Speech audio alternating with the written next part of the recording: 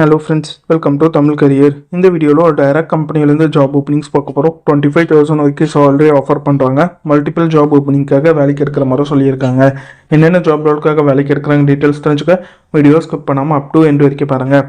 இந்த வீடியோவில் ஜேரோன் இண்டஸ்ட்ரீஸ்லேருந்து ஒரு 5 ஜாப் ரோலுக்காக கேட்டிருக்காங்க.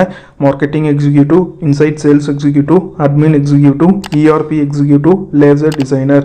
இந்த 5 ஜாப் ரோலுக்காக கேட்டிருக்காங்க. குவாலிஃபிகேஷன் எனி டிகிரி, எம்எஸ்சி முடிச்சவங்க கேட்டிருக்காங்க.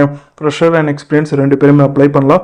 உங்களோட பொசிஷனை பேஸ் பண்ணி 12,000லேருந்து 25,000 வரைக்கும் சேலரி ஆஃபர் பண்ணுற மாதிரி சொல்லியிருக்காங்க.